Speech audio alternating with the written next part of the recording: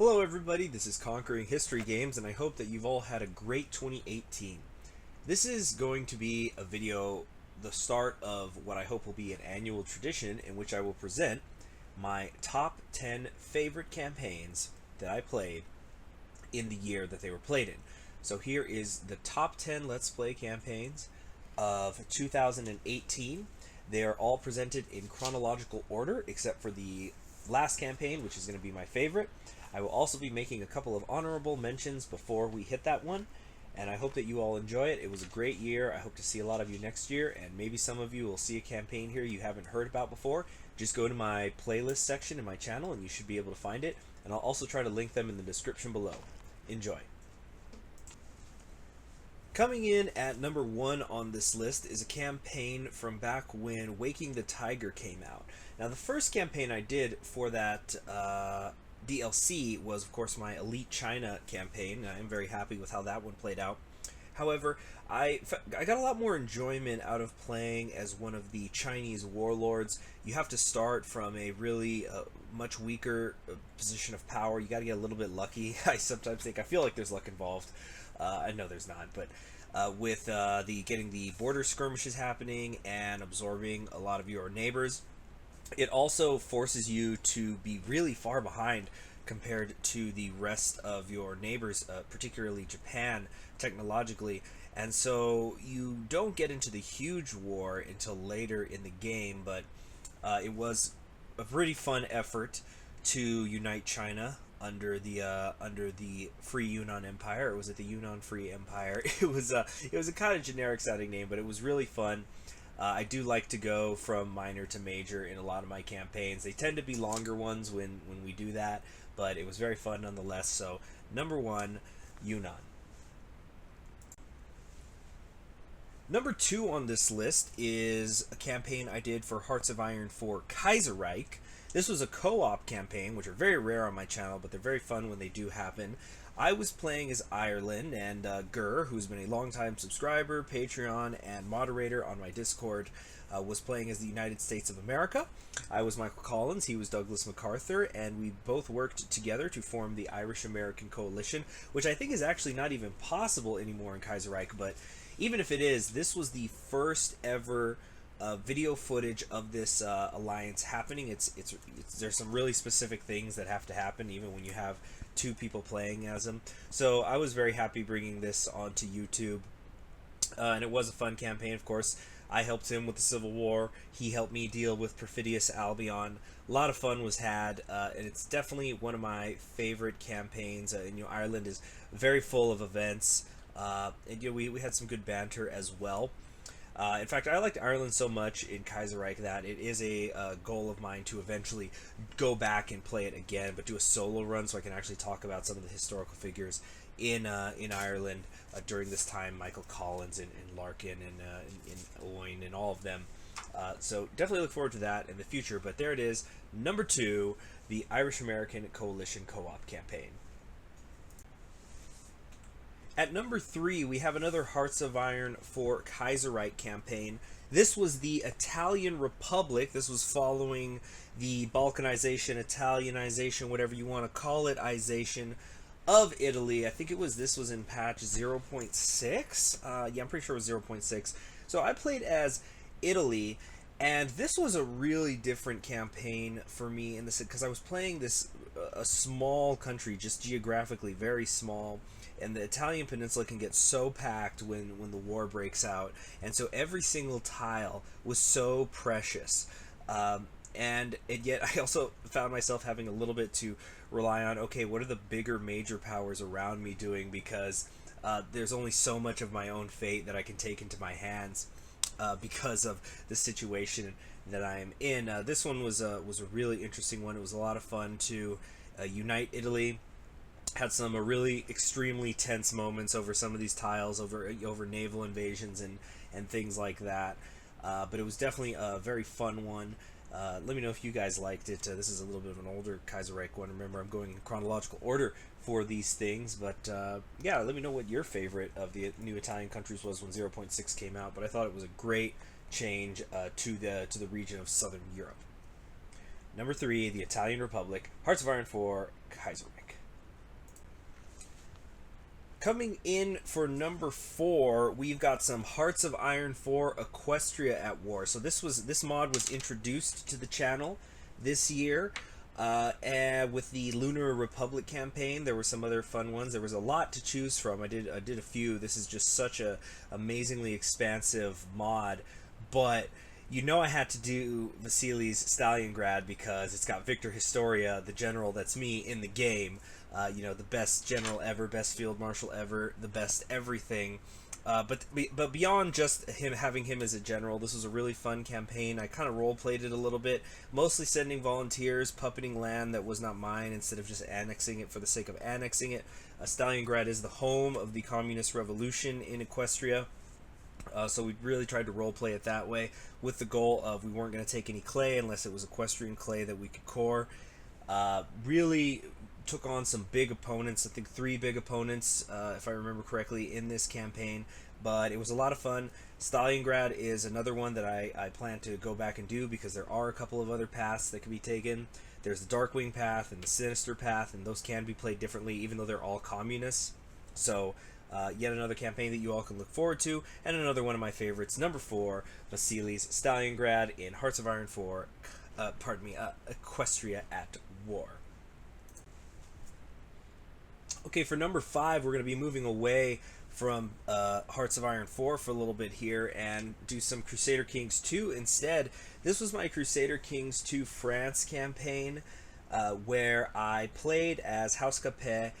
When it was at the lowest point it would get in the Middle Ages. We attempted to restore the French to glory and then take it beyond even its heights. Now, unfortunately, the save file on this one got broken, but I was only 1 episode away from completion. It was already a fait accompli, how things were going to end, but I was very happy with the comeback that was pulled off in this series. And of course, there was the infamous moment in the first episode where I accidentally found a loophole to the underage wife problem and managed to impregnate a 12-year-old. I swear it was by accident. I didn't mean it, officer.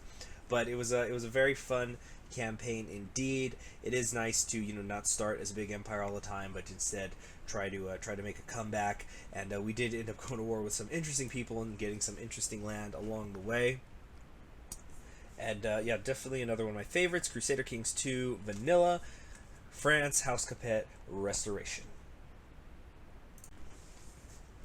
For number 6, we're back onto Hearts of Iron 4 with Hearts of Iron 4 Fuhrer Reich. So Fuhrer Reich is the double-blind alternate history mod that is supposed to be an alternate... So a double-blind history is essentially, it's an alternate history within an alternate history. So this is based on a book that was written in the Hearts of Iron 4 Kaiserreich world, based on what if Germany had lost World War I.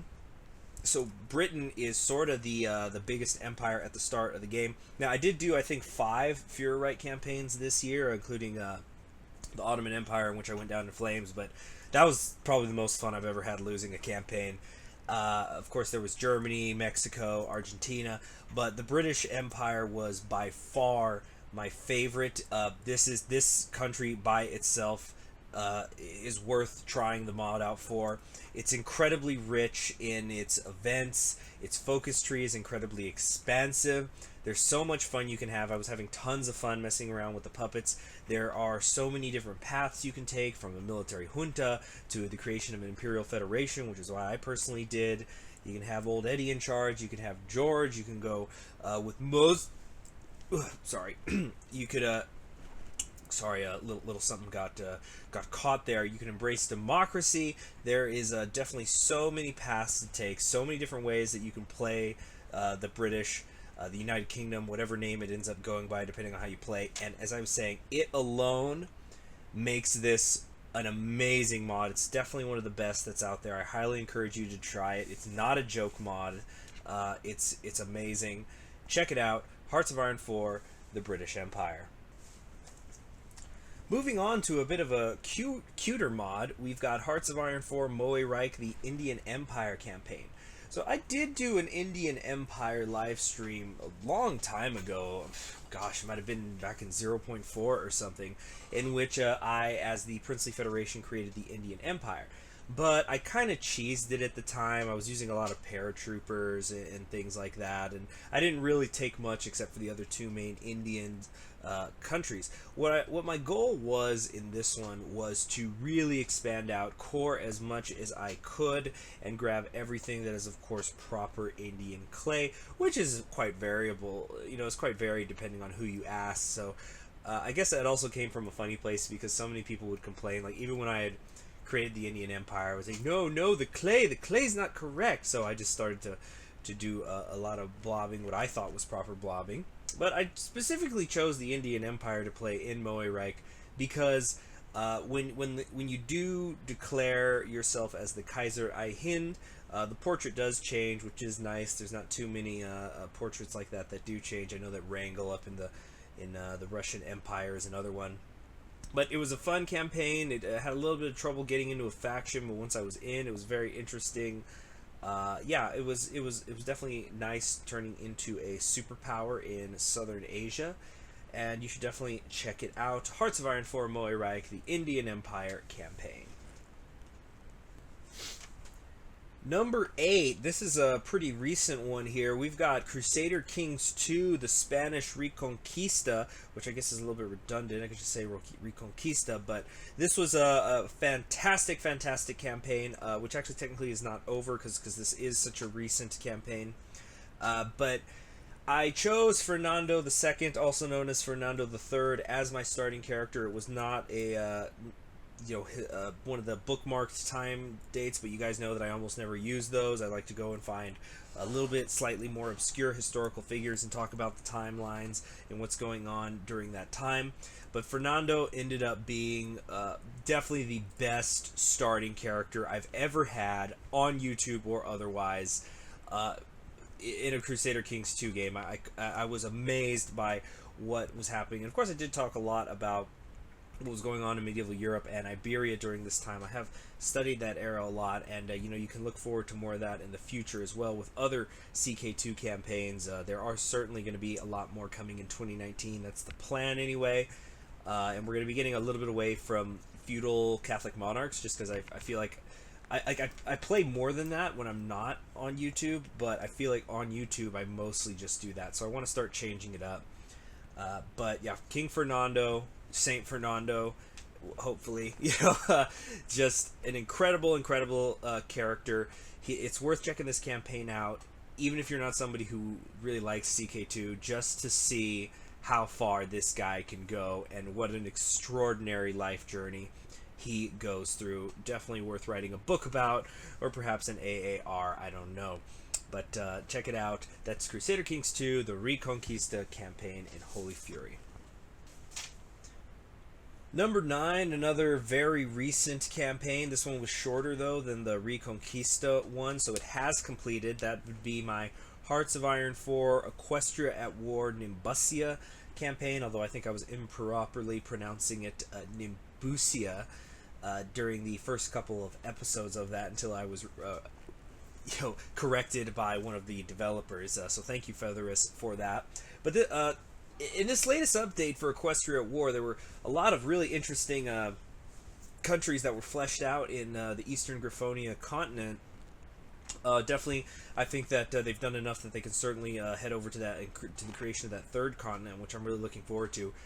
But the River Union, which this was based around, just has so many different ways that you can play, whether it's the Diamond Dogs. I know the Grand Principality of Lake City was really popular, and in fact that's why I didn't do that campaign, because which was really it was really unusual in that I tend to be, it seems to me, the only one who usually plays Equestria at War on YouTube, but Lake City became kind of popular, and so I actually started to see some other people play it, and so I figured, hey, there's like 60 unique focus trees in this mod. Why play the one that everybody else is playing? So I ended up going over here to Nimbusia, which was extremely influenced by ancient Greek culture. I ended up taking the Spartan route, but just tons of fun, lots of great events, excellent focus tree art. You know, a really lewd event. You know, just a little too lewd for me, but in a good way. But really turning against the River Union and exposing them as the decadent freeloaders that they are, when my country is the one who is been defending everybody for so many centuries. Really felt good, and it was a really fun campaign. Just the incredible penalties that resulted in being such a purist, but I also had such elite troops. It was really interesting and fun. It was definitely a different dynamic trying to figure out how to win when you have the best troops in the world, basically, but you can't fill your front line either. So definitely worth checking out. I highly encourage it. Hearts of Iron 4, Equestria at War, the Nimbusian campaign. Or, pardon me, I messed up again. The Nimbusian campaign. Before I show what was my favorite campaign for the year, I wanted to bring up some honorable mentions. The one that you're watching right now, this is my Hearts of Iron 4 Equestria at War Arcturian campaign. This was a really short one, only 4 episodes. You should definitely go check it out. It's so short, but it's really fun. And it's definitely one of the best examples of the unique countries that Equestria at War brings to the table. You're just this poor, horribly technologically behind country. It's a little bit based on or very based, I would say, actually, on the Night's Watch from the A Song of Ice and Fire series, and you're tasked with fending off the Dread League, which, if it does break through you, will eventually unleash itself upon the whole world. So you just got to stand at the wall and hold them back. Some good events even after the war is over. So you know, when I finish the war, don't turn off the series. Keep watching it. There's a little more to come after that. So that one was really fun. Also wanted to give honorable mentions to my Irish campaign that I did back almost a year ago in Crusader Kings 2.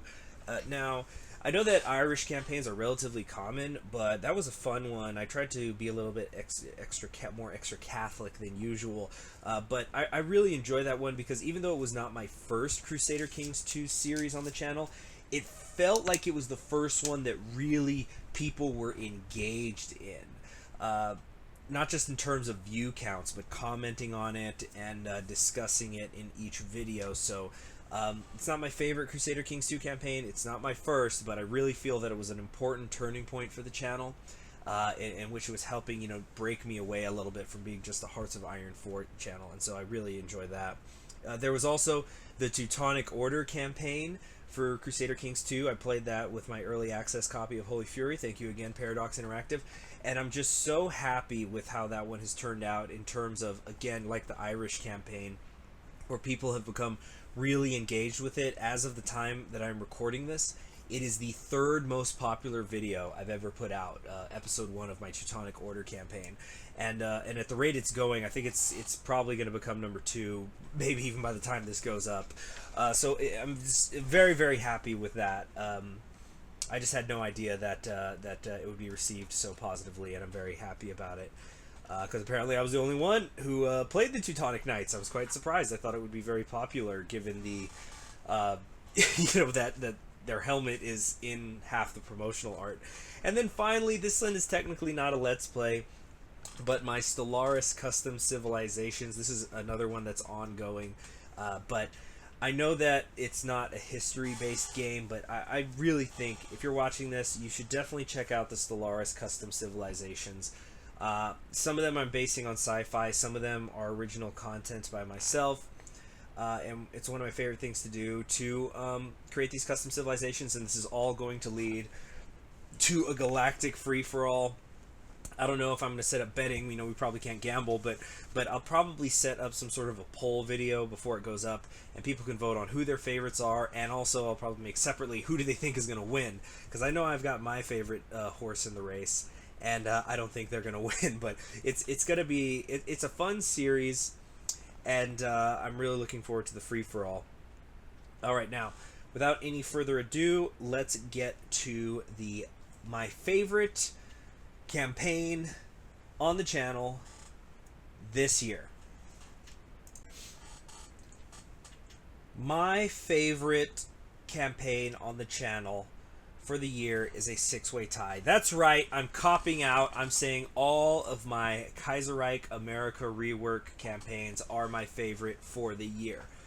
It's just so impossible to pick which one of them is my favorite, but it cannot be denied that the Civil War and just the entire reworks of all these countries has been spectacular and has certainly exceeded my expectations.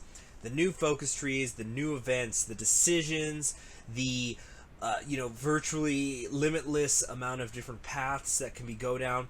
There's something here for everyone, whether it's Douglas, although I think the footage that you're watching here should be of the Totalist campaign, since that was the latest rework for the Civil War, and they're continuing to try and refine it all the time, which is of course really screwing up my campaigns, but there's something in these campaigns for everybody. Whether you want Douglas MacArthur to become the American Caesar and then create the Caesar-Kaiser alliance, if you like the combined syndicates, recreating America into a socialist republic before going into war, the Pacific states being the last bastion of American democracy and its swinging pendulum of presidential candidates and ideologies, Floyd Olson's diplomacy preventing the Civil War, and then paving the way for the ascension of Quentin Roosevelt, and how they're dealing with the other American states in the Monroe Doctrine. William Pelly creating a worse version of Jim Crow America, and this maniacal drive for more slave labor. And then, of course, the totalist adventures of the BFFs Earl Browder and William Zebulon Foster. There's something here for everybody. Pick your favorite and go.